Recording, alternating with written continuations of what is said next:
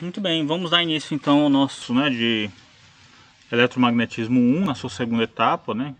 Como nós podemos observar, essa segunda parte vai corresponder aos capítulos 4, 5 e 6 do livro do Griffiths, né? Que corresponde a campos elétricos na matéria. Depois vamos ver também parte de magnetostática, campos magnéticos no espaço vazio. E na sequência, campos magnéticos na matéria. Então, nós vamos iniciar o estudo de campos elétricos na matéria, como nós podemos observar. E esse capítulo 4, essa parte de campos elétricos na matéria, está associado com 4 subtópicos, né? O primeiro é de polarização. Vamos considerar o conceito de polarização. Em seguida, vamos examinar o campo elétrico no espaço produzido por um objeto que contém uma determinada polarização. Então, dependendo da forma funcional dessa polarização, nós vamos ser capazes de identificar as características, né, do campo elétrico produzido no espaço devido a um objeto polarizado. Vamos também conhecer um campo de força interessante, que é o deslocamento elétrico. É um campo de força que é complementar ao campo elétrico, que tem também muita informação a respeito do espaço, né, e das propriedades eletrostáticas que podem ser manifestadas. O efeito, né, do espaço sobre cargas elétricas.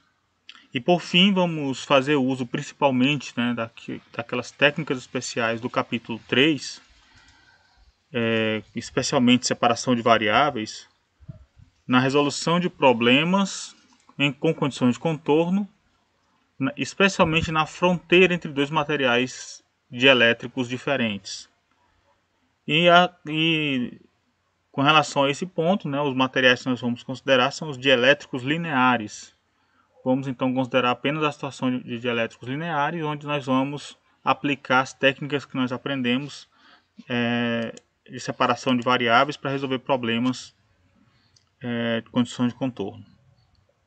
Muito bem, vamos dar início então ao nosso curso, né?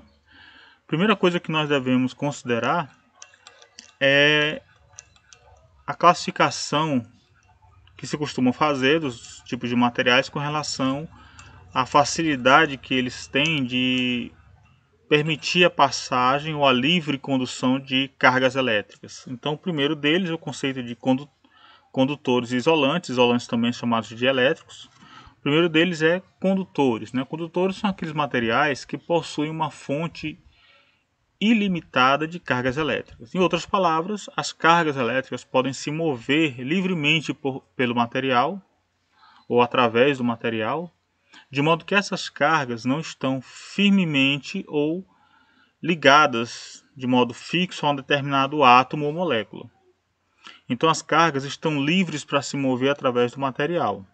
Esses são os condutores. Como exemplo clássico, nós temos os metais. É o exemplo mais direto, mais simples são os metais, né? Então os metais têm uma estrutura, um arranjo atômico, né, em que alguns elétrons, os átomos contribuem com um ou mais elétrons, e esses elétrons não estão fixos, ligados diretamente a um ou determinado átomo, mas eles estão livres para se movimentar em todo o material, em todo aquele objeto, tá? E essa propriedade que esses elétrons têm para se movimentar, formando uma nuvem, né, um colchão eletrônico que mantém o metal coeso, né, é responsável pelo brilho característico dos metais. Tá bom? Então isso é responsável tanto pela condução elétrica quanto pela condução térmica.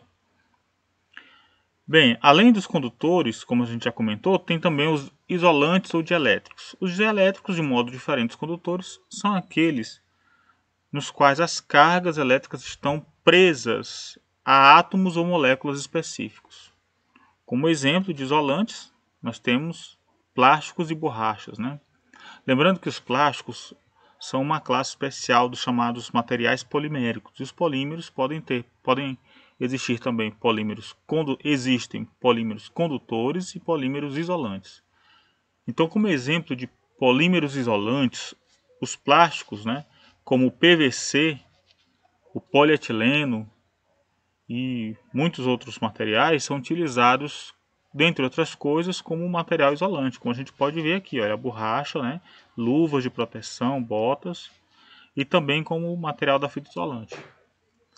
Então, além dos metais que representam os condutores, e das borrachas, plásticos, né, e outros, madeira também, né, que são representantes dos dielétricos. Então, além dos condutores e dos isolantes, nós temos também uma classe de materiais que nem são tão bons condutores quanto os metais e nem tão isolantes quanto os dielétricos, né? São chamados semicondutores. E como nós observamos na foto, os semicondutores são a base da construção dos dispositivos, como o transistor, tá certo?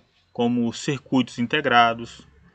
Circuitos integrados são chips, né, que a gente são uma classe mais geral de dispositivos que conseguem armazenar uma quantidade muito grande de componentes menores, contribuindo para a redução das dimensões, então das dimensões do aparelho final. Então, por exemplo, um celular antigamente era maior, né?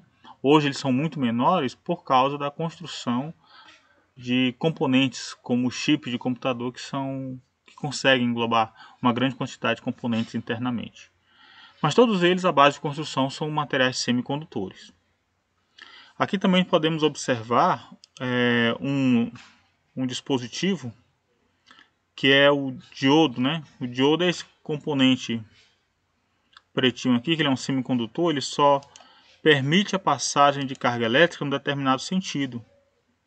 Então, se ele está numa ligação, nós chamamos de sentido direto, ele conduz corrente. Se a corrente vier em sentido contrário, ele impede a corrente. E aqui temos os LEDs, né, que são bem conhecidos por nós, né, os LEDs. Todo mundo conhece um LED, né? Os LEDs são diodos como esse pretinho, que são diodos emissores de luz. Então, quando eles estão polarizados diretamente, eles emitem luz. Quando estão polarizados inversamente, eles no sentido contrário, ele não permite a condução de corrente elétrica. Cargas elétricas não podem se mover por ele, então ele não emite luz.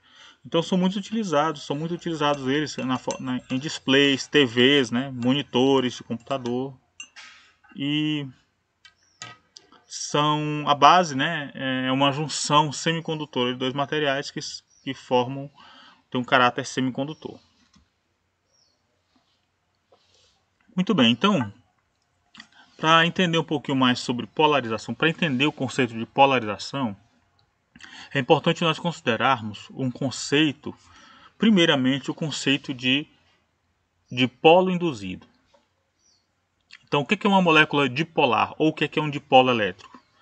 Nós lembramos que dipolo elétrico é uma construção formada por um par de cargas elétricas de mesmo valor, mas de sinais contrários. E essas cargas não coincidem no espaço, elas têm uma separação D, de modo que o produto do valor da carga pela distância de separação recebe o nome especial de momento de dipolo elétrico. Então, uma molécula com uma extremidade, um lado que é positivo e o outro que é negativo, demonstra ou representa, né, aquilo que nós chamamos de dipolo elétrico. Uma molécula com esse desequilíbrio de cargas, com essa descentralização de carga positiva e negativa, é chamada de dipolo. Mas aqui nós vemos na figura uma molécula do tipo iodo. A molécula de iodo, né, é formada por dois átomos de iodo, tá?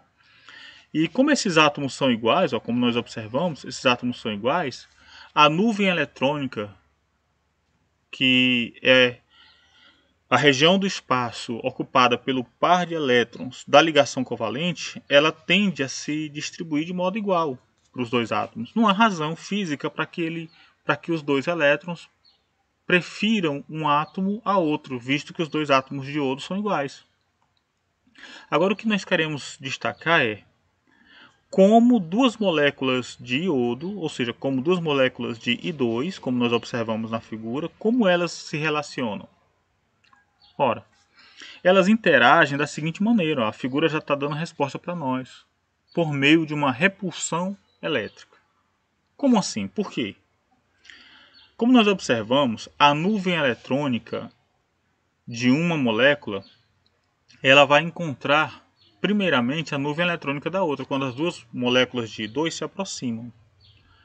Como as cargas da nuvem, a carga da nuvem eletrônica é negativa para as duas moléculas, nós sabemos que do princípio fundamental, de um dos princípios fundamentais da eletrostática, é que cargas elétricas de mesmo sinal se repelem e sinais contrários se atraem.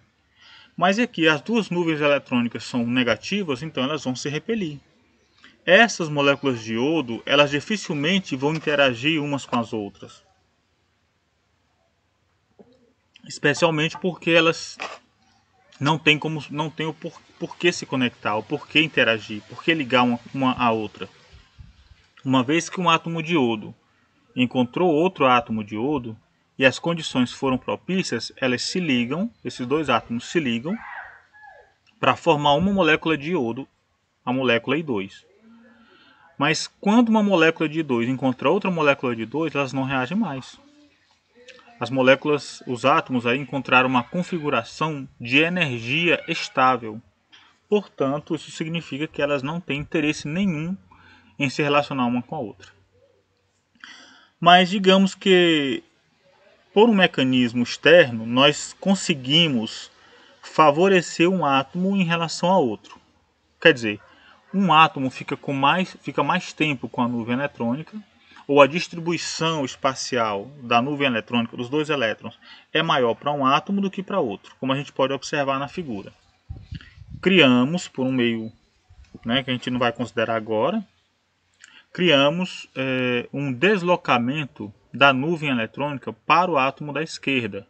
Ele vai ter um saldo maior de carga negativa, em comparação com o átomo da direita, que vai ter um saldo menor de carga negativa. Portanto, o da direita fica positivo e o da esquerda fica negativo. Quando isso acontece, uma molécula que naturalmente seria apolar se torna polar e se comporta como um dipolo. Esse átomo, aliás, essa molécula, ela é dita dipolo, ou ela é chamada de dipolo induzido, porque o dipolo não existe naturalmente, mas ele foi criado. Algo provocou essa descentralização ou redistribuição de cargas para que uma extremidade ficasse positiva e a outra negativa. E a gente vê agora que a configuração é diferente. Eu tenho duas moléculas agora que são polares. Como elas interagem? Embora a nuvem eletrônica de um chegue perto da nuvem eletrônica do outro, como nós observamos, elas têm saldo ou desvio da neutralidade, de modo que o da direita aqui é positivo e o da esquerda na segunda molécula é negativo, e eles vão interagir atraindo uma molécula atraindo a outra. Essa interação já não é mais de repulsão elétrica ou eletrostática, e sim de uma ligação chamada de ligação de polo-dipolo. E é esse tipo de ligação é que confere à água, por exemplo, o fato da molécula de água ser uma molécula polar e interagir segundo essas forças de polo-dipolo, é que confere à água o caráter de solvente universal. Então, se a água fosse uma molécula apolar, ela teria viscosidade e propriedades físicas e químicas bem diferentes daquelas que a gente conhece agora, simplesmente por causa desse desequilíbrio de cargas elétricas. O que acontece então se nós tivermos mais moléculas? Dá para ver então que nós teremos aqui um encadeamento, né? Uma molécula ligando na outra. Tá certo? Isso aí no conjunto inteiro, né? na amostra inteira, no material inteiro, vai formar um aglomerado de moléculas, todas elas orientadas dessa maneira. Então, para a gente poder enxergar um pouquinho melhor esse efeito, lembrando, olha, se o campo, olha aqui, eu acabo de mencionar para você qual é o segredo, né? O agente externo capaz de produzir dipolo induzido é o campo elétrico. Na ausência do campo elétrico, nós temos aí o caso de os centros de carga positiva e negativa coincidindo, né? Mas se o campo agora é diferente de zero,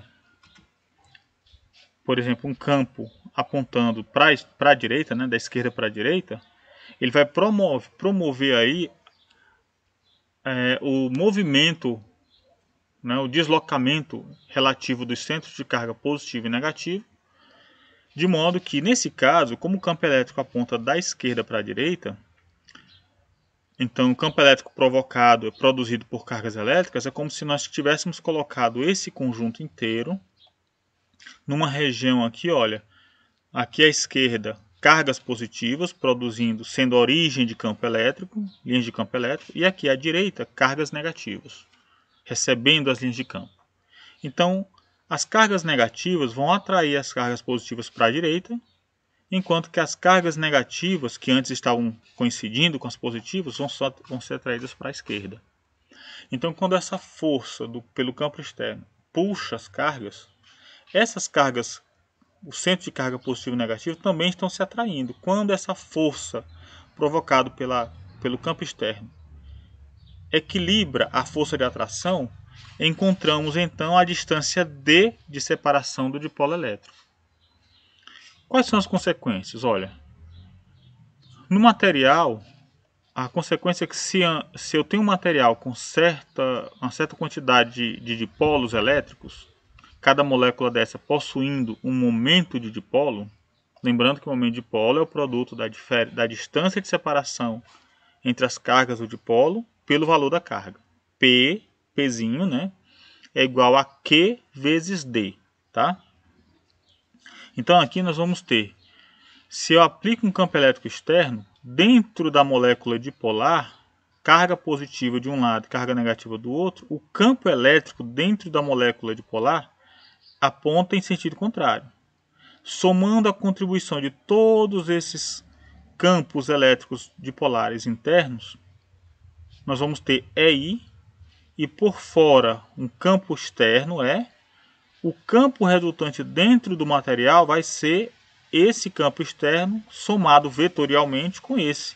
O resultado é um campo menor. Então concluímos que, primeiramente, a primeira conclusão que nós tiramos é que campos elétricos aplicados à matéria sofrem um efeito de redução dentro da matéria. É diferente. A presença da matéria modifica a propriedade do campo elétrico. É diferente daquilo que a gente aprendeu lá no vácuo. No vácuo não tinha esse efeito.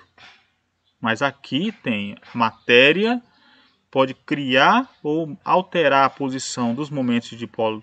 Aliás, o campo elétrico pode alterar as propriedades da matéria por reorientar ou criar momentos de dipolo. E, em contrapartida, esses momentos de dipolo alteram o campo, reduzindo o seu valor. Muito bem, nós vamos ver isso daí com mais detalhes daqui a pouco. Vamos considerar um pouquinho mais sobre esse efeito aí, tá? Muito bem, olha, como a gente tinha comentado, a molécula de água que nós temos representada aqui, ela é uma molécula polar. Naturalmente, ela não precisa de nenhum agente externo para fazer ela ter esse momento de dipolo P aqui, tá? Por que isso acontece? A molécula de água, ela é constituída por um átomo de oxigênio com uma eletronegatividade maior que a do átomo de hidrogênio. Por quê? Porque ele tem mais prótons no núcleo, então ele atrai mais. A atração que ele exerce sobre os elétrons da ligação, aí eu tenho uma ligação, um compartilhamento de elétrons. O hidrogênio entra com um elétron e o oxigênio entra com um, então esse par de elétrons fica permeando esses dois átomos. E com esse outro átomo de hidrogênio, ele entra com o único que ele tem, e o oxigênio entra com o outro. Então eles combinam aqui, esse outro par fica permeando o oxigênio. Mas como o oxigênio é mais positivo, então ele é mais eletronegativo, ele atrai mais cargas negativas, esses dois pares da ligação vão ter uma distribuição maior em torno do átomo de oxigênio, em detrimento dos dois prótons. Então esses dois prótons vão gerar aqui no espaço um centro de carga positiva, enquanto que o oxigênio vai representar o centro de carga negativa, criando então, dando origem ao momento de dipolo que está mostrado na figura. Então, olha, quando isso acontece, nós vamos ver que o efeito sobre o campo elétrico sobre uma molécula que já tem momento de dipolo, se ele não tem momento de dipolo, se a molécula é apolar, pode surgir então um deslocamento criando um dipolo induzido. Mas aqui, se a molécula já é polar, então não vai ter mais dipolo induzido porque a molécula já tem um momento de dipolo permanente. Qual é o efeito então? Relembrando aqui na figura, o momento de dipolo, ou uma molécula de um dipolo elétrico, olha, carga menos Q, carga mais Q, o vetor deslocamento, esse vetor D é o vetor separação entre as duas cargas. Já observe que ele aponta da carga negativa para positiva, tá bom? E o centro de massa está aqui, ó, nesse ponto O. Um campo elétrico é aplicado da esquerda para a direita. Qual é o efeito? Ora, o efeito é aparecer uma força F+ na carga positiva e uma força F- na carga negativa. Bem, se nós lembrarmos que a força é dada pelo valor da carga que está mergulhada naquele campo, vezes o campo, vamos observar que F+ e F- se relacionam de modo que uma é o negativo da outra. Elas têm mesmo módulo, mas sentidos contrários, como a gente pode observar, porque já que o campo é uniforme, o campo é igual a E, é igual para os dois, mas como essa carga é negativa, o sinal de menos confere à força F- um sentido contrário à força positiva, à força F+. Se elas têm mesmo módulo, mais sentidos contrários, a força resultante aí é zero. Se a força resultante é zero, não existe nenhuma alteração sobre a situação do movimento translacional da molécula. Primeira e segunda lei de Newton, né? Se a força resultante é zero, então massa vezes aceleração, se a força resultante é zero, o objeto permanece no seu estado de movimento. Ou seja, a aceleração é zero, então, se a aceleração é zero, estava em repouso, continua em repouso, se estava em movimento retilíneo uniforme, continua em movimento retilíneo uniforme. Se nós estamos aqui fixos, como nós estamos olhando para a figura, nós estamos em repouso com relação ao centro de massa, né, do dipolo. Nós estamos observando aí a figura, ela está parada para nós, né? Então ela funciona, para nós está em repouso, significa que a molécula não vai sofrer consequências translacionais. Ela não vai transladar ou viajar no espaço. Mas que dizer então de movimentos rotacionais?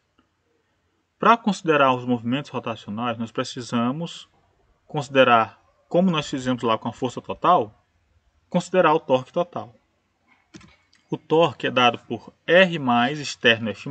R aqui é um vetorzinho que aponta do centro de massa, o eixo de rotação, para a carga positiva, e o R- aponta do centro, né, do eixo de rotação para a carga negativa. Fazendo as substituições, R+ é D sobre 2, R- é menos D sobre 2, F+ é QE, F- é menos QE, de modo que o torque total é QD externo E. Então, QD é o momento de dipolo, QD é P externo E. Lembrando que o P aponta na mesma direção de D, correto? Usando a regra da mão direita, você pode fazer isso. Ó, a regra da mão direita, nós vamos lembrar aqui, olha, que o vetor D aponta para cá e o vetor E é na horizontal. Então, N é jogando P sobre E. P sobre E, o polegar aponta para dentro da tela. Então, existe um torque furando a tela. Em outras palavras, o movimento de D é rotacionar no sentido horário, alinhando o momento de dipolo ao campo elétrico. Portanto, observe que N está numa determinada direção, tal que ela alinha P para ficar paralelo a E. Então, se a molécula é apolar, o campo elétrico tende a produzir moléculas polares, com dipolos induzidos.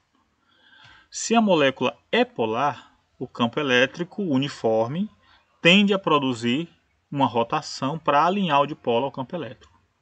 E se o campo elétrico for não uniforme? Aí nós vamos ter efeitos translacionais. E a gente conhece esse efeito, um efeito característico, quando a gente concentra um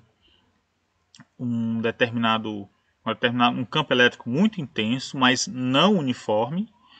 Se ele é intenso o suficiente, ele promove o deslocamento de cargas elétricas, a aceleração, movimentos translacionais. Comumente, quando a gente trabalha com isso em soluções, a gente chama isso de eletroforese. Tá bom? Então tá aí, nós conseguimos observar, né, que existe dois efeitos aí que nós podemos constatar, efeitos do campo elétrico sobre moléculas apolares ou polares. Só para observar isso, vamos considerar aqui, olha, essa animação do FET. É um recurso muito valioso para nós. Vamos aproveitar então esse recurso que nós temos. Então, para nos ajudar a enxergar como é que é a ação de um campo elétrico sobre uma molécula polar, nós podemos fazer uso dessas simulações que o FET nos proporciona. Vamos considerar aqui, primeiramente, o caso de uma molécula dipolar. E aqui a gente tem uma molécula dipolar que é composta pelos átomos A e B. Aqui embaixo nós temos o controle da eletronegatividade de cada átomo, né? Então aqui a gente tem o átomo A sendo menos eletronegativo que o átomo B. A ligação do dipolo, né? Estamos vendo aqui a transferência, né, da ligação eletrônica, tá? A carga parcial a gente pode identificar clicando aqui, ó, marcando carga parcial. Vemos que o átomo A está positivo em relação a B e B está negativo em relação a A. Então a nuvem ou distribuição eletrônica ela não é igual para os dois átomos não, tá? Se eu colocar os dois átomos iguais, por exemplo, mudando a eletronegatividade do átomo A para ser igual a do B, nós vamos ter, ó, a gente percebe aqui que uma ligação, a nuvem eletrônica ela vai se distribuir de modo igual para os dois átomos. Eu posso enxergar isso marcando aqui, ó, densidade de elétrons. Quando eu clico, olha, eu percebo que a nuvem eletrônica da ligação está distribuída de modo igual para os dois átomos. Mas como eles são diferentes, um vai ser mais eletronegativo do que o outro. Aquele que é mais eletronegativo do par, né, fica com mais parte da nuvem eletrônica, portanto fica negativo, é o caso do átomo B. E o átomo A, que é menos eletronegativo, ele acaba ficando positivo. Se nós clicarmos aqui, olha, potencial eletrostático, nós vamos ver aqui, ó, azul é positivo, branco é neutro e negativo é o vermelho. Então a gente percebe aqui, olha, que o A realmente fica mais positivo, fica um potencial positivo e o B num potencial negativo. Muito bem, aqui clicando nós enxergamos, ó, a característica da ligação. Ela pode ser mais iônica ou mais covalente. Então na realidade, uma coisa que muitos consideram que uma ligação ela não é só covalente ou só iônica, mas ela é parte covalente, percentualmente. Ela tem uma distribuição que é um percentual que é covalente e outro percentual que é positivo. Vai depender da distribuição, olha, de eletronegatividade ou a relação de eletronegatividade entre eles. Tá certo? Entre os dois átomos, tá bom? Muito bem, mas o que nós queremos ver é se eu mexer aqui, olha, eu consigo rotacionar a molécula e deixar na posição que eu quiser. Aqui eu liberei a molécula e ela está apontando assim. Essa setinha é a ligação do dipolo, mas nós lembramos que o momento de dipolo sai do átomo do lado que está negativo e avança para o lado que está positivo. Então, nesse sentido, se nós colocarmos essa molécula dentro de um campo elétrico uniforme, por exemplo, na região entre as placas, duas placas paralelas, a da direita positiva, a da esquerda negativa, então as linhas de campo saem da direita para a esquerda, apontando para a esquerda. Qual vai ser a orientação das moléculas aqui? Ora, o átomo B, que está, esse lado do átomo B que está negativo, vai ser atraído para a placa positiva, e o átomo A, que está positivo, vai ser atraído para a placa negativa. Então você percebe que se o campo sai da direita para a esquerda, o momento de dipolo que aponta do B para o A também vai ser alinhado com o campo. E se eu tentar mudar a orientação da molécula, uma vez que eu libere a molécula, eu vou ter também uma rotação. Então este é o efeito de um campo elétrico sobre uma molécula polar, que é promover a sua rotação, seu alinhamento do momento de dipolo com o campo. Eu vou alterar um pouco aqui, olha, o momento de dipolo da molécula, e uma vez que eu altero, liberando, olha, ela continua retornando, mas com uma velocidade menor. Eu vou diminuir ainda mais aqui a diferença entre a eletronegatividade dos dois átomos, e vamos ver o que acontece uma vez que eu liberar essa molécula para girar. Tá certo? Então, o torque que promove a rotação é diretamente proporcional ao momento de dipolo, ou seja, ao desequilíbrio de cargas entre os dois átomos. E é dado por N igual a P externo E. Depende tanto do campo elétrico quanto do momento de dipolo, que é P. Aqui o momento de dipolo é pequenininho, apontando do átomo B para o átomo A. Isso, muito bem. Então foi possível aí, ó, a gente entender um pouquinho como para ter uma ideia de como é a interação, né? Tá certo? Podemos explorar um pouquinho mais também, considerando agora esse outro experimento. Então, nessa outra demonstração, nós vamos utilizar agora 3 átomos. Então, você também pode brincar com essa configuração, ó, você pode girar, reorientar as moléculas, você pode controlar também a eletronegatividade dos 3 átomos. E em amarelo, né, o texto aí destaca, o gráfico destaca o dipolo molecular, né? Então, na seguinte situação, a gente pode também enxergar a carga parcial, a carga total da molécula, mas com a carga parcial, a carga relativa a cada constituinte. Então, se a gente sair brincando aí, mexendo um pouquinho com a molécula, a gente consegue variar o dipolo, o momento de dipolo elétrico, que sai da carga negativa para positiva, do centro de carga negativa para o centro de carga positiva, tá bom? Importante lembrar, não confundir isso daí.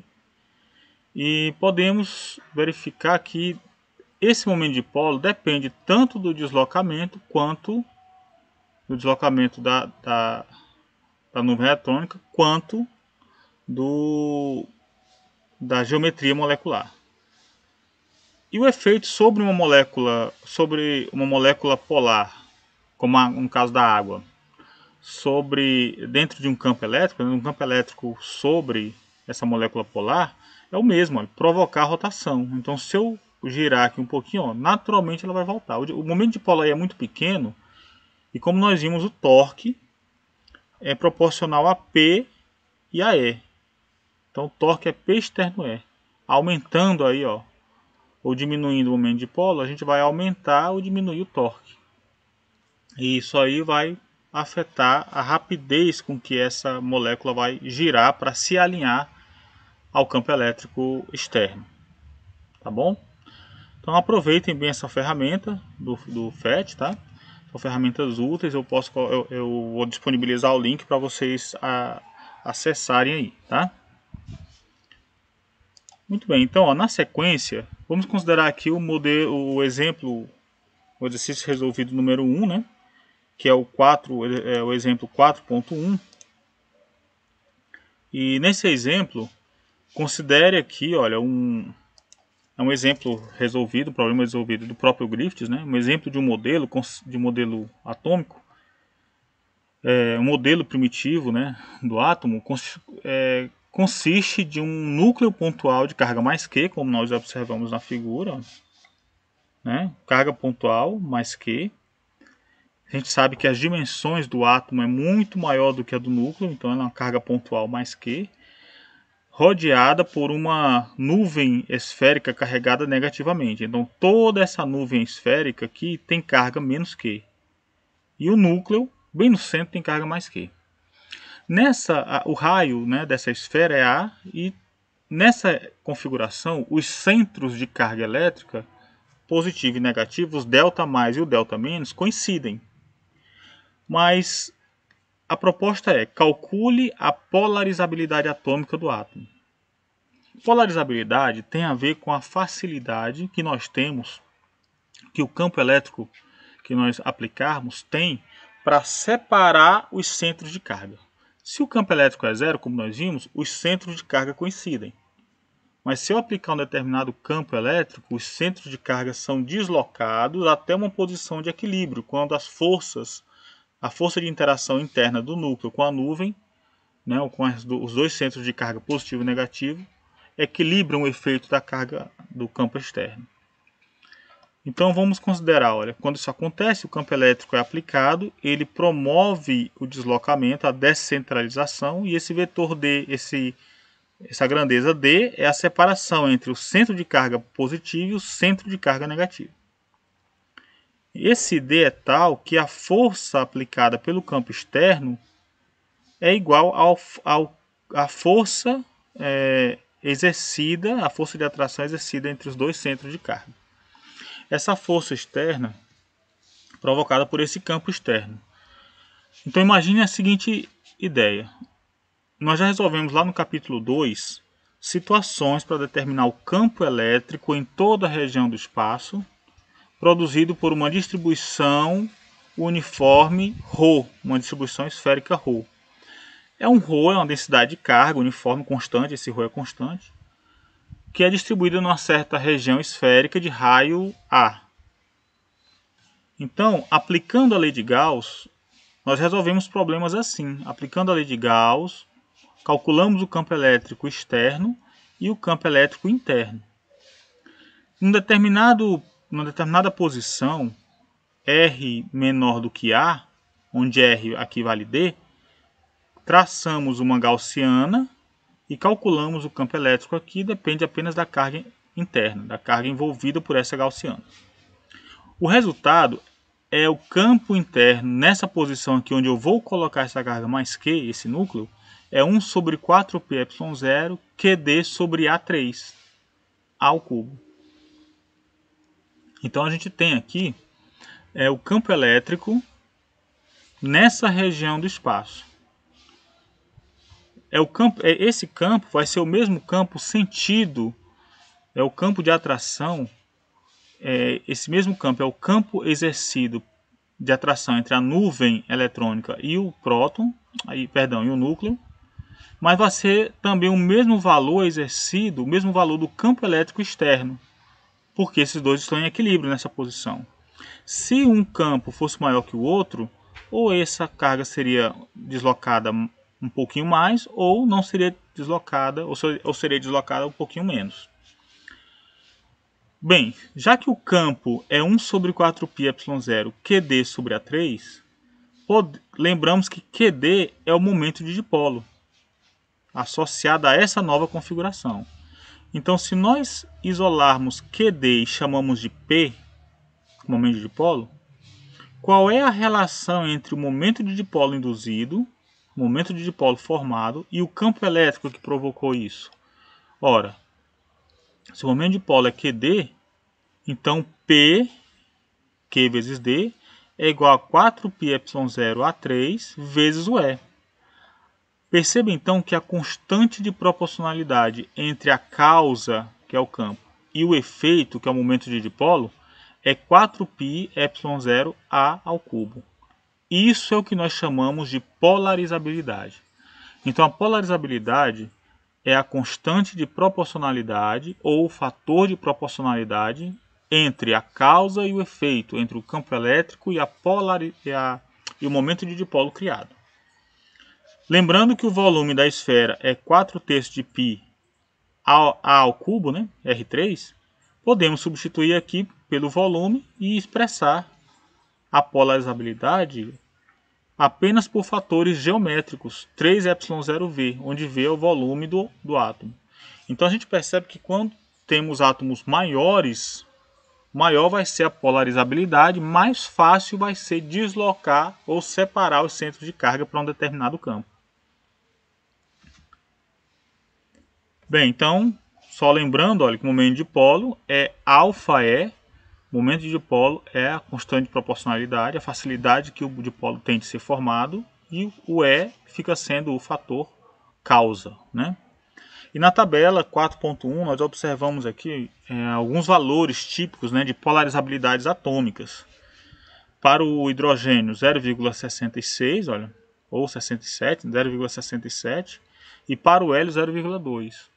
Quer dizer, se eu aplicar um determinado campo ao átomo de hidrogênio, eu vou ter um deslocamento, uma separação entre as cargas 3 vezes maior que a do hélio. Uma vez que a polarizabilidade do hélio, para o mesmo campo, né? Uma vez que a polarizabilidade do hélio é 1/3, tipicamente 1/3 da do hidrogênio. Embora o hélio seja maior. Mas isso aí tem a ver com a quantidade de carga, como uma nuvem eletrônica se distribui, né? Lembre que aquele modelo é para o modelo esférico. O átomo de hélio com 2 elétrons já tem uma distribuição diferente, já existe um chamado acoplamento orbital, que são efeitos que fogem um pouquinho, mesmo o átomo de hélio sendo um pouquinho maior, já altera um pouquinho o valor dessas grandezas. Para obter um comportamento preciso, é necessário recorrer à teoria quântica, mas não é o nosso caso. Vamos continuar com aquele modelo clássico primitivo lá do exemplo 4.1. Aumentando então para átomos cada vez maiores, olha, o césio, que é bem maior do que o hidrogênio, já tem uma polarizabilidade de 59,6 aí.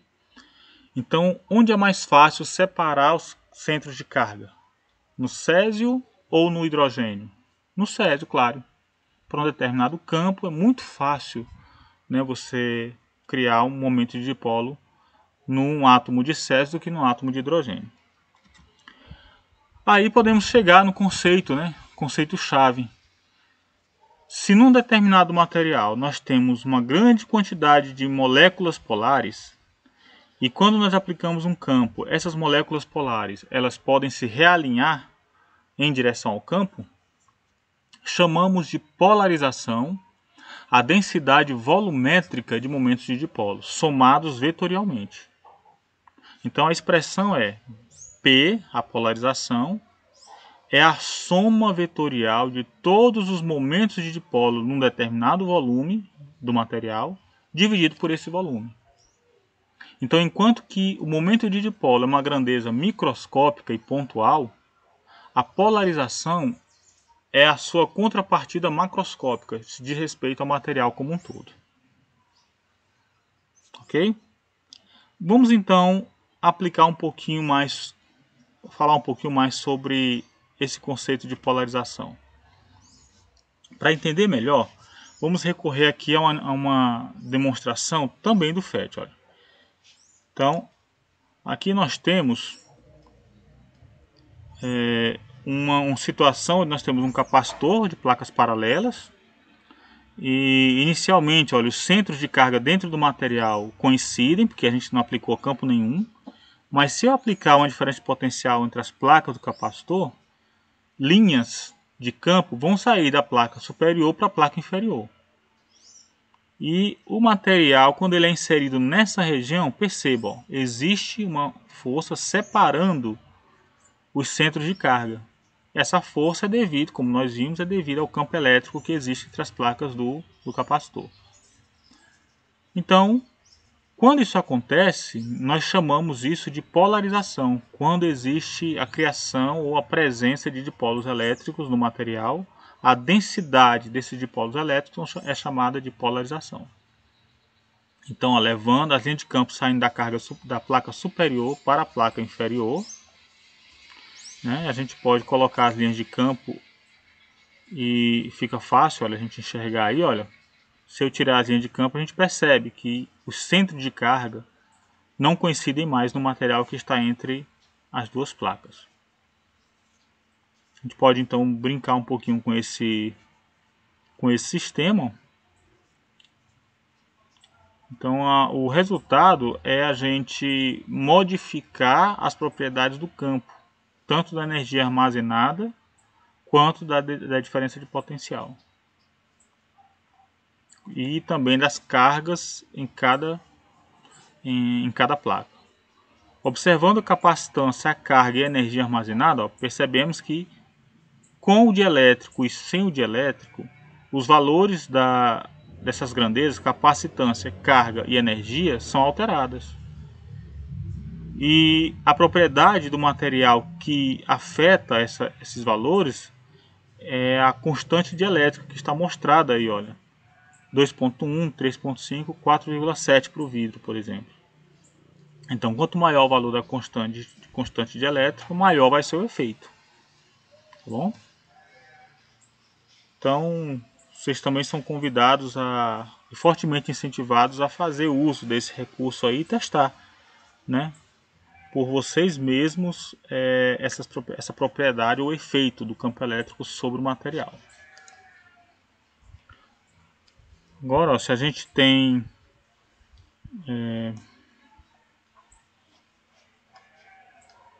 agora, seguindo aqui, olha.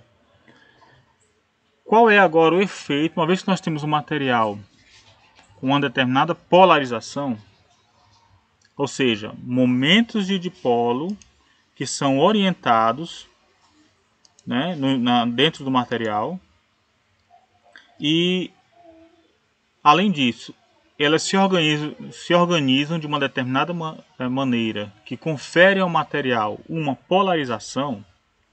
Então, qual é o efeito desse material polarizado no espaço? Vamos considerar então um material com uma certa polarização, aqui um dipolo só representado, e a localização relativa desse dipolo, desse ponto dentro do material no espaço, é dado pelo vetor R. Esse R aqui é o vetor separação entre o R+ e o R-. Lembrando que o potencial no espaço produzido por um dipolo só é dado por 1 sobre 4πε0 R chapéu interno P sobre R ao quadrado. Isso aqui é um resultado lá do capítulo 2, tá bom? Então, lembrando, né, ó, que o V do dipolo é 1 sobre 4πε0 P interno R chapéu R ao quadrado. Tá bom? Tá lá no capítulo 2. O que nós vamos fazer agora é o seguinte: selecionar um pequeno volume desse material. Todo material tem momento de dipolo, mas vamos selecionar um pequeno volume.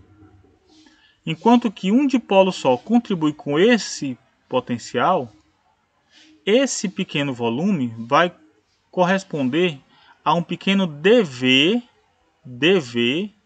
que é 1 sobre 4πε0 R interno P de tal. De tal aqui é um elemento diferencial de volume.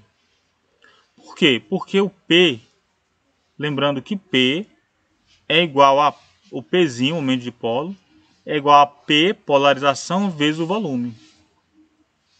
Polarização é momento de dipolo pelo volume. Então, o momento de dipolo é P vezes o volume.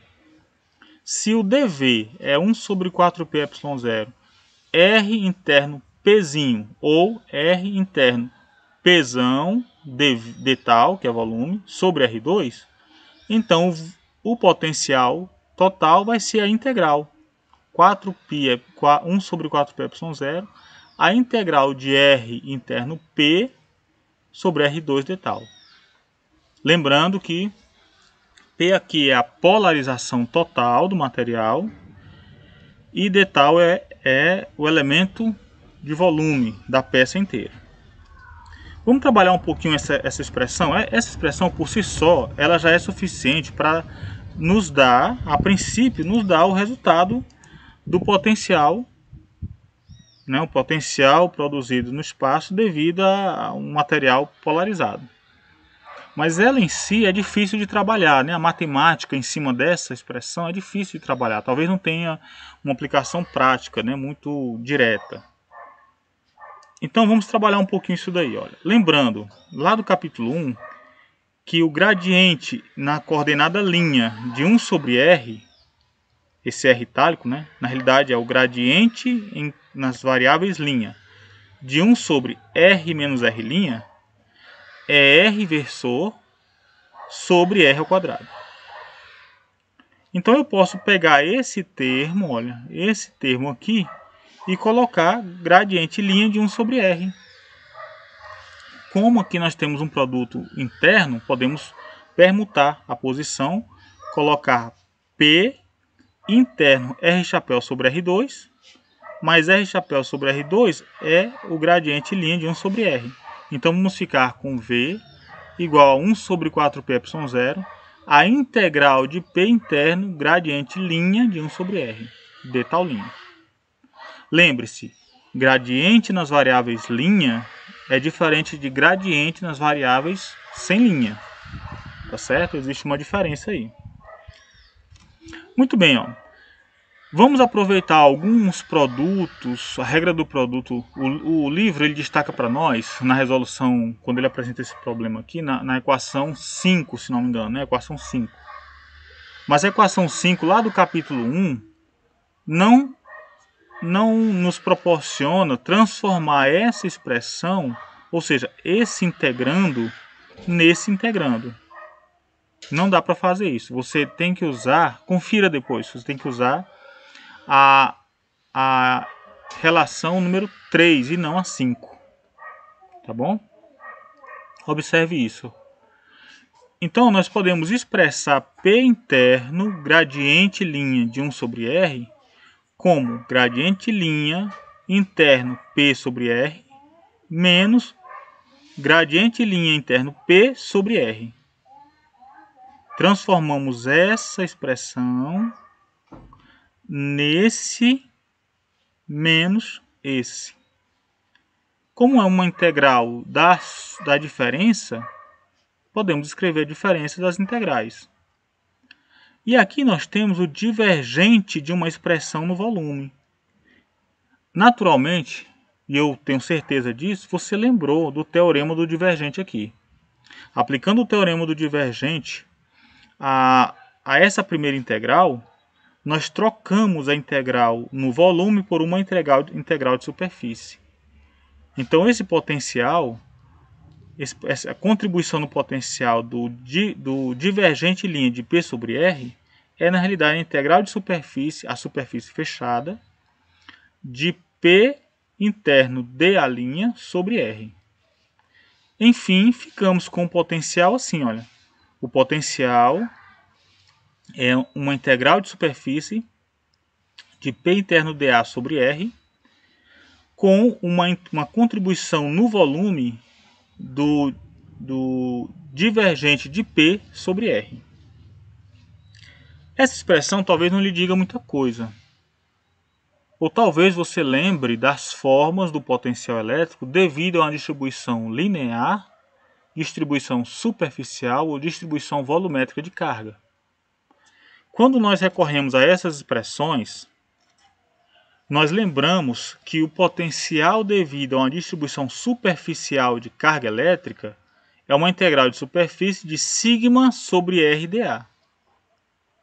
E a integral devido a uma distribuição volumétrica de carga é uma integral em ρ sobre R de tal. Então, olhando para essas duas expressões, fica fácil associar P interno N chapéu. Esse dA aqui eu posso escrever como N chapéu, que é um versor, dA sem ser negrito. dA aqui, olha, pode ser N chapéu dA. Então, P interno N chapéu tem o papel do sigma, enquanto que divergente linha de P tem o papel de ρ. Eu vou trazer esse sinal de menos para cá, eu vou absorver o sinal de menos para cá e colocar um mais aqui. De modo que definimos a densidade superficial de polarização e a densidade volumétrica de cargas de polarização como sendo σb e ρb. Σb é definido como P interno N e ρb é definido como menos o divergente de P. Enfim, podemos escrever o potencial produzido por um material com uma determinada polarização como sendo uma contribuição de uma densidade superficial de carga de polarização com uma contribuição de densidade volumétrica de carga de polarização, onde essas cargas superficiais e volumétricas de polarização são dependentes diretamente da forma funcional do P. Então nos interessa como o P vai aparecer lá na superfície do material. Como o P vai aparecer lá. Qual é a orientação espacial entre o P e a normal superfície. E também se o campo ou se a maneira como os dipolos elétricos se comportam dentro do material, se eles divergem ou convergem, vai gerar então o ρ, que vai naturalmente definir o potencial. Vamos explorar com mais cuidado a partir das figuras. Ó. Nós imaginamos aqui vários momentos de dipolo orientados e dão origem aí, olha, a um sigma B, que é definido como P interno N. Então imagine que cada dipolo desse, ele tem aqui, olha, uma carga negativa aqui, positiva aqui. Lembre-se que o momento de dipolo aponta no dipolo elétrico da carga negativa para positiva. Então aqui a gente vai ter também aqui nós vamos ter também uma carga negativa, carga positiva. Aqui também o resultado é carga positiva. Com outro dipolo que vai estar aqui, vai aparecer uma carga positiva aqui também, carga positiva. De modo que carga positiva vai aparecer aqui nessa superfície. No lado da esquerda vai ter aqui, ó, cargas negativas. Então, cargas negativas à esquerda, cargas positivas à direita. Então, aqui corresponde a um sigma P positivo, maior que zero. E aqui um sigma P negativo. Aí eu falei para você de sigma P e sigma B, né? A diferença é que esse sigma P, esse Pzinho que eu acabei de escrever aí, é a densidade de carga superficial de polarização. O Pzinho vem de polarização. E o B, sigma B, que está na versão em inglês do Griffiths, que eu estou usando para ilustrar para vocês, esse B está relacionado ao termo bond, que mostra que essas cargas elétricas elas não são livres para se movimentar pelo material, mas elas são diferentes das cargas livres que fazem parte do movimento, são lá nos elétrons ou em outros íons ou cátions no material. Essas cargas são cargas ligadas, elas não estão livres, mas elas aparecem simplesmente pela reorientação dos momentos de dipolo, ou seja, pela forma funcional da polarização no material. Então não são cargas elétricas que a gente pode colocar ou tirar, como por exemplo no processo de eletrização. Mas elas surgem pela organização dos dipolos elétricos, então elas são cargas ligadas. Por isso que o termo na expressão em inglês é sigma B ou ρb, tá? Que tem a ver com bond. Diferente de cargas livres, essas da polarização são cargas ligadas. Você pode consultar a seção um paralelo enganoso, né? Não, perdão. Você pode considerar a seção no livro que fala um pouquinho mais sobre o significado físico, né, das cargas de polarização. Bem, e no volume, como fica? Aqui nós temos, olha, aqui um material que tem uma organização dos dipolos elétricos estão organizados de tal maneira que ocorre aqui, olha, um vetor P apontando radialmente assim, né? Ó. A gente vê aí, ó, o vetor P, que é a densidade de polarização, a densidade volumétrica de um momento dipolo, apontando radialmente. Aqui mostra claramente que existe um espalhamento das linhas de campo P da polarização. Então, se ocorre isso, existe um divergente de P, então existe uma densidade volumétrica de carga de polarização. Mas a equação nos mostra que a densidade de carga é definida como o negativo do espalhamento de P, ou o negativo do divergente de P. Então vamos lembrar do que é o divergente. Lá no capítulo 1, nós aprendemos que o divergente ou espalhamento de um campo vetorial, aliás, que o divergente de um campo vetorial tem a ver com o espalhamento de linhas de campo. E esse espalhamento é positivo quando sai de um ponto próximo para pontos distantes. É como a gente vê na figura. Então o espalhamento aí é positivo. Mas por que a carga, a densidade de carga de polarização é negativa? Observe então. Vamos observar aqui. Vamos restaurar aqui a nossa figura.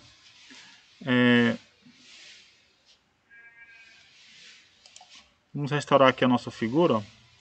A gente percebe que dessa maneira os dipolos estão orientados ou organizados de tal maneira que a parte positiva de um dipolo está ligado com a negativa de outro. Então, se a gente observar aqui dentro, nesse ponto central, estão concentradas todos os extremos negativos desses dipolos aqui, ó. Então essa carga aqui no meio, no centro, essa carga aqui, ela é toda negativa. Então faz todo sentido dizer que o ρ, a densidade volumétrica de carga de polarização, é o negativo do divergente de P. Agora, se ao contrário, as linhas de campo fosse da polarização fossem apontando para dentro, para o centro, seriam as cargas positivas que iam estar concentradas aqui nesse ponto. Então, o divergente seria negativo, menos com menos daria ρ positivo. Vamos considerar o seguinte exemplo. Olha, a gente tem aqui uma polarização de uma barra de seção reta retangular. E essa barra tem lados, essa seção reta tem lados A e B, tá certo? Então ela se estende no eixo X de 0 até A e no eixo Y de 0 até B. E na direção Z de 0 a L. Acontece que esse material ele possui uma polarização dada por P0, que é um valor de uma constante, né? P0, Z, K-chapéu. Então aqui está representada, ela aponta de baixo para cima. Você percebe também que essa polarização é função apenas de Z. Então ela é 0 na base da barra e é máxima lá no topo da barra. Quanto vale aqui no topo da barra, né? Em Z igual a L? Vale P0L K-chapéu, apontando para cima. E aqui na base, em Z igual a 0, vale 0, porque no lugar do Z eu coloco 0. Tá certo? E esse P0 aqui é uma constante positiva. Bem, qual que é a ideia? A ideia é calcular as densidades de carga de polarização e a carga total de polarização. Então nós vamos, para esse exemplo, tentar enxergar como funciona a densidade de carga de polarização superficial e volumétrica, tá bom? Então vamos lá. Inicialmente, olha, a densidade volumétrica de carga de polarização é definida como sendo menos o divergente de P. Queremos saber, na sua opinião, será que esse divergente, essa polarização, esse P, tem um divergente? Então, se nós lembrarmos daquilo que nós aprendemos lá no capítulo 1, nós vamos ver que o divergente tem a ver com o espalhamento das linhas de campo das linhas de um campo vetorial. E como esse P ele é crescente, olha, de baixo para cima, a gente vê que à medida que a gente cresce, aumenta a altura, o módulo do vetor P da polarização vai aumentando. Então, no espaço seria uma configuração onde os vetores P apontam para cima e são cada vez maiores. Então isso aí mostra que existe um espalhamento a partir dessa região do plano XY. Existe um espalhamento, então deve haver um tal divergente aí. Vamos então calcular isso, olha. Então nós temos, aplicando a matemática agora, ó, menos o divergente de P vai ser menos esse operador aplicado no vetor ou no campo polarização, que é P0Z K-chapéu. Então, como é fácil da gente, nós já sabemos como resolver isso, é muito simples, né? As componentes em I e J interno K vão se anular. Vou ficar K interno K. E a derivada em Z, P0 é constante. O sinal de menos é da definição da densidade volumétrica de carga. E derivada em Z de Z vai dar 1. O resultado é que a densidade volumétrica de carga de polarização é menos P0. Bem, se essa é a densidade de carga, qual é a carga total devido ao volume, né? Qual é a carga total no volume devido a essa densidade de carga de polarização? Então a carga total vai ser a integral de ρdV. dV aqui não é potencial, o V não é potencial, é volume aqui. Então vai ficar a integral de ρP dV. ρP é menos P0, é constante. Sai, ficamos apenas com a integral do volume, que é base AB multiplicado pela altura da barra, que é L. Então, a quantidade de carga total de polarização no volume é menos P0 ABL. Bem, terminamos aqui? Não. É necessário também considerar o efeito da polarização nas superfícies, nas 6 superfícies da nossa peça. Então essa barra tem aqui uma superfície em Z igual a L, em Z igual a 0, em X igual a 0 e X igual a e Y igual a 0 e Y igual a B. Então em cada uma dessas superfícies nós vamos calcular P interno N. P interno N nas superfícies Z igual a 0 e em Z igual a L. Em Z igual a 0 vai dar menos P0, aqui é Z, no Z igual a 0 dá 0, de modo que a densidade de carga lá na base é 0. Só que no topo nós vamos ter o quê? Z igual a L, ficamos com densidade de carga P0L. Bem, com relação ao face em Y igual a 0, é a face de trás, da esquerda, em Y igual a 0, lá no plano XZ, e em Y igual a B, nós podemos calcular, olha, né, nessa face aqui é isso, e nessa face aqui da direita é sigma PY igual a B. Então aqui a gente vê K interno J, é o vetor normal, é J chapéu. Então aqui vai dar 0 e 0. É claro que a gente já poderia esperar isso porque a polarização aponta na vertical. Então não tem componente nenhum desses dipólos está apontando de modo a sair, a furar as superfícies laterais. E o mesmo podemos esperar para superfícies em x igual a 0 e x igual a A, onde o versor normal é y chapéu, de modo que o produto interno vai dar 0. O único lugar, a única superfície que vai ter uma densidade de polarização superficial sigma P vai ser aquela em que Z é igual a L, ou seja, o topo. Bem, qual é a carga de polarização no volume? Já temos menos P0 ABL.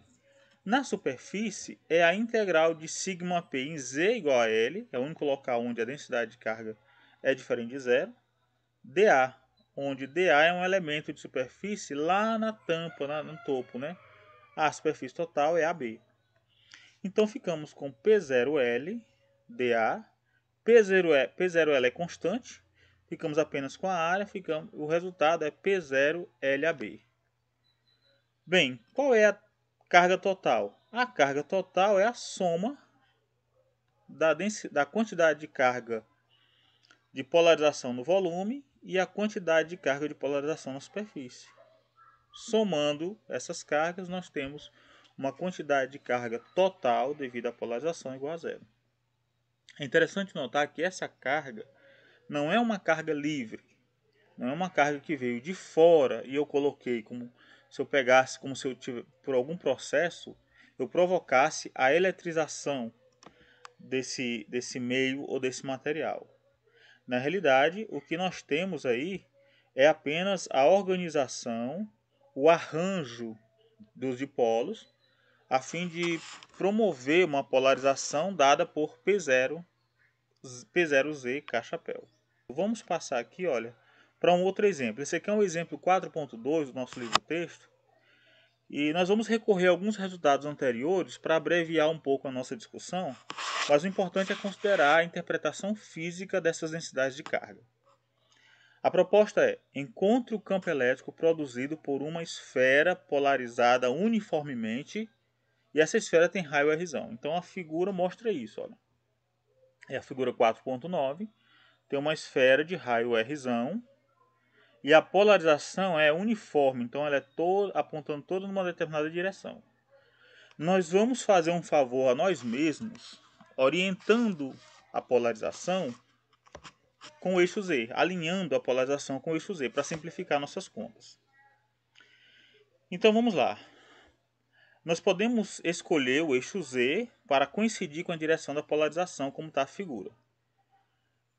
A densidade de carga ligada, veja o bound aqui, ó, bound aqui é o B, sigma B, bound. Lá naquela outra versão em português, em alguns livros geralmente usa o P para lembrar que é de polarização. O B aqui é para lembrar que essa é uma densidade de carga ligada, que não é aquela carga livre que a gente coloca de fora ou manipula, né, por processo de eletrização. Então são cargas de naturezas diferentes. Então ele diz, ó, a densidade de carga ligada, a densidade de carga volumétrica ligada ρB, equivalente ao ρP, que nós consideramos no exemplo anterior, é zero. Por que é zero? Porque a polarização é uniforme. Se a polarização é uniforme, o divergente é zero, portanto, o ρP é zero. No entanto, quando essa polarização encontrar a superfície de cima ou a de baixo, olha, aqui nós devemos ter um saldo desbalanceado de cargas negativas e lá em cima um saldo desbalanceado de cargas positivas. Então aqui o sigma B não vai ser zero, vai ser P interno N. Quem é esse N? O N vai ser Z chapéu cosseno θ e esse P é P Z chapéu. Então, P interno N, P cosseno de θ. Onde θ é a coordenada esférica usual, é a coordenada angular aqui, comum que a gente já utiliza em sistema de coordenadas esféricos. O que nós queremos, então, é encontrar o campo produzido por uma densidade de carga P cosseno θ, que está manifestada ou distribuída sobre a superfície da esfera. Antes da gente continuar, vamos tentar imaginar, visualizar essa carga. Θ igual a zero, como a densidade de carga começa, aliás, é a função de P cosseno θ, então o cosseno de θ pode variar com 1, quando θ é zero. Quando θ é 90, o cosseno vira zero. E quando o θ é π, quando o θ é π, aqui no hemisfério sul, olha, no polo sul, o cosseno é menos 1. Então, essa densidade de carga ela é máxima lá em cima, olha, máxima positiva lá, é mais sigma P. Aliás, mais P lá em cima. Desce aqui no Equador, ela é zero. E no polo sul ela vai ser menos P. Aqui é zero de novo e aqui é mais P de novo. Deu para visualizar? Esse hemisfério norte é todo positivo, o equador é negativo, é neutro e o hemisfério sul é negativo. Por quê? Por causa da dependência angular do cosseno, do sigma em função de θ. O que nós já calculamos o potencial na expressão 3.9, nós podemos lembrar um exemplo 3.9, você pode revisar no seu livro. Ó. O exemplo 3.9, o potencial para uma superfície esférica com essa densidade de carga, π cosseno de θ, já foi calculado no exemplo 3.9. E lá nós encontramos que para pontos internos dentro da esfera, para R menor do que R, o potencial é P sobre 3ε0 R cosseno de θ. Esse é o resultado que nós encontramos lá no exemplo 3.9. Para pontos externos, o potencial é P R ao cubo sobre 3ε0 R2 vezes cosseno de θ. Então, esse é um resultado que nós já encontramos lá no capítulo 3. E você é incentivado a dar uma revisada, né, na resolução do exemplo 3.9 e para poder lembrar como é que a gente encontrou esses resultados aí, tá bom? E certamente nós fizemos uso lá da técnica de separação de variáveis, onde nós utilizamos os harmônicos esféricos. Muito bem, uma vez que R cosseno θ é igual a Z, o campo dentro da esfera é uniforme. É só calcular o negativo do gradiente de V para pontos internos, que é P sobre 3ε0R cosseno θ. Esse R cosseno θ aqui, olha, é Z. Então, substituindo em Z, nós vamos ter menos P sobre 3ε0 Z chapéu. Observe que o P Z chapéu é o campo P. Então, o campo elétrico dentro da esfera, ele é menos P sobre 3ε0. O campo observe, uma informação importante aqui, olha.